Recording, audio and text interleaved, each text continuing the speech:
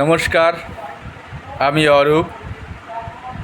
আজ 4 মে 2026 পশ্চিমবঙ্গ বিধানসভা নির্বাচনে আজ ফলাফল ছিল। তো বারুইপুর পশ্চিম বিধানসভা কেন্দ্রের হয়ে আমি কাউন্টিং এজেন্ট হিসাবে যাদবপুর ইউনিভার্সিটিতে প্রবেশ করি। তো কাউন্টিং এজেন্ট হিসেবে আমার যা অভিজ্ঞতা হলো তার খানিকটা অংশ আমি শেয়ার করতে চাই। সেটা হচ্ছে যে প্রথম দিকে যেমন হয় আর কি, যখন ফার্স্ট রাউন্ড সেকেন্ড রাউন্ড হয়, নর্মালি তৃণমূলের যে মাসেলম্যান থাকে তাদের ঔদ্ধত্য চরম পর্যায়ে থাকে। কিন্তু যেমন যেমন রাউন্ড গড়াতে থাকে খুব সম্ভাব্য তাদের কাছে খবর চলে আসে সারা পশ্চিমবঙ্গ জুড়ে তাদের কি বেহাল দশা। তো তখন তারা খানিকটা হচ্ছে তাদের মানে বেলুন আর কি চুপসে যায়। তো যত তৃণমূলের ক্রিমিনাল তারা আস্তে আস্তে সাইড কাটে, আর যারা হচ্ছে আঞ্চলিক স্তরের নেতা বা পাড়ার নেতা যাকে বলে, যদিও তারা কোটি কোটি টাকার মালিক, একটা কাউন্সিলর সে মানে 100 কোটি টাকার উপরে তার সম্পত্তি। তো যাই হোক, তো বেশ কিছু রাউন্ডের পর আমি বাথরুমে মানে টয়লেটে যাই।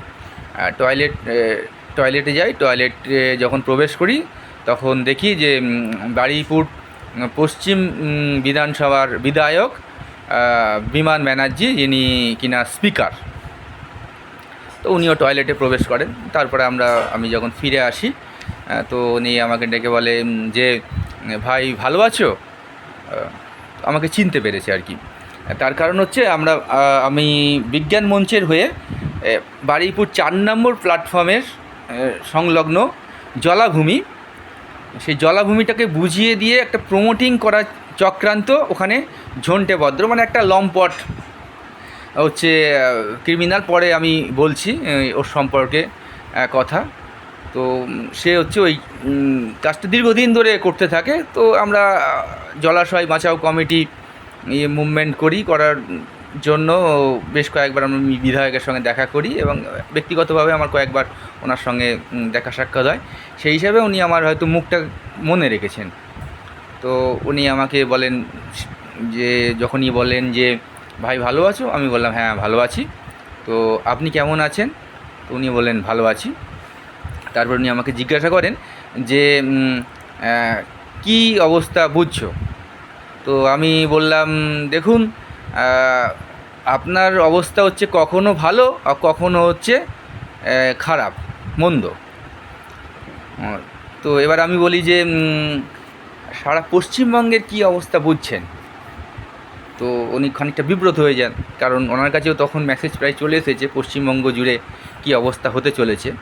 তখন উনি বলেন আমি পশ্চিমবঙ্গের কোনো খবর রাখছি না, আমি আমার বিধানসভা সম্পর্কে ওয়াকিবহাল, আমি এটা নিয়েই ভাবছি। সেটা ঠিক আছে, কোনো সমস্যা নেই, তবে আমি কি একটা প্রশ্ন করব আপনাকে? তখন উনি বলেন যে কি প্রশ্ন? তো আমি বললাম যে এই যে পশ্চিমবঙ্গ জুড়ে যে সমাজ ব্যবস্থার একটা চরম অধঃপতন দেখা দিয়েছে, এর জন্য দায়ী কারা? তো উনি একেবারে হতচকিত হয়ে যান, খানিকটা চুপ করে যাওয়ার পর উনি বলেন যে আমতা আমতা সুরে বলে, আমি তো সিনিয়র সিটিজেন, আমার তো বয়স হয়ে গেছে, আমি আর রাজনীতি কতদিন বা করব, তোমরা অল্প বয়সী ছেলে, তোমরা এর মূল্যায়ন করো। আমি বললাম এটা বললে হবে না, কিন্তু আপনাকে কিন্তু এই প্রশ্নের উত্তর দিয়ে যেতে হবে। তো আর বেশি কথা বাড়ানোর অবকাশ ছিল না, তো আমি আমার কাউন্টিং হলে প্রবেশ করি। তো এবার ফ্যাক্টটা আমি আপনাদেরকে বলি। সারা পশ্চিমবঙ্গ জুড়ে বিগত 15 বছর ধরে পঞ্চায়েতে কোনো নির্বাচন হয়নি। নির্বাচনের নামে প্রহসন। পৌরসভায় কোনো ইলেকশন হয়নি, প্রহসন। মানে কী বলবো, মানে সন্ত্রাস থেকে শুরু করে একদম ডাইরেক্ট বোমা পিস্তল নিয়ে আপনারা দেখেছেন হচ্ছে বুথ দখল করা, ছাপ্পা মারা। তারপরেও দু একজন হয়তো যারা জিতে এসেছে তাদের কি অবস্থা হয়েছে, কি হাল হয়েছে আপনারা জানেন। বারুইপুর পৌরসভা 2022 সালে বারুইপুর পৌর নির্বাচন হয়। স্বাধীনতার পর থেকে বারুইপুর পৌরসভায় মানে সন্ত্রাস বলতে যাকে বোঝায়, মানে একেবারে বুথে প্রবেশ করে ছাপ্পা, এই ঘটনা কিন্তু বিরল। এরকম কোনো ঘটনা সেইভাবে অন্ততপক্ষে মানে এই রেকর্ডে নেই, যদিও বাইরে হয়েছে, মানে ভোটের সময় হয়েছে, আমি সেই ইতিহাসে যাচ্ছি না। 2022 সালে পৌর নির্বাচন হয়, এটা আমার বলতে কোনো দ্বিধা নেই। হয়তো সিপিআইএম কিছু সিট পেত, তবুও তৃণমূল কিন্তু পৌর বোর্ড গঠন করত। কি হলো? পৌর নির্বাচনে মানে একেবারে অ্যান্টি সোশ্যাল ঝন্টে ভদ্র ওরফে অরূপ ভদ্র, প্রয়াত অরূপ ভদ্রের, বিধায়ক অরূপ ভদ্রের ভাই এবং 10 নম্বরের কাউন্সিলর মুজাফফর, এরা এবং এদের মাথা হচ্ছে আমাদের মাননীয় স্পিকার বিমান ব্যানার্জি। এরা প্রায় 40 থেকে 50 জন একেবারে অ্যান্টি সোশ্যাল এবং প্রফেশনাল অ্যান্টি সোশ্যাল, যারা উইপেন্স গান বন্দুক নিয়ে প্রবেশ করে, বুথে প্রবেশ করে। আপনারা ভাবার চেষ্টা করুন। এবং ওই গান দেখিয়ে মানে বন্দুক দেখিয়ে যেটা করার করে, তারপরেও চরম একটা উত্তেজনা। মহিলারা ছিল অনেকে, পাড়ার মেয়ে, তারা পোলিং এজেন্ট হয়েছিল, তাদের দিকে সবসময় টার্গেট। ঝন্টে ভদ্র ওর কথা বাদই দিন। তো কোনো রকমে আমরা ঠান্ডা মাথায় ব্যাপারটাকে মানে টলারেট করতে হয় আর কি। তো এই হচ্ছে করুণ দশা, এই হচ্ছে পরিণতি। মানে বিরোধীদের আমরা 1 ইঞ্চিও জায়গা ছাড়বো না, কোনো রকম কোনো স্পেস দেব না। আজ ইলেকশনের ফলাফল বেরিয়েছে। মুখ্যমন্ত্রী যেই হোক না কেন, খুব সম্ভব বিজেপি সরকার গঠন করবে।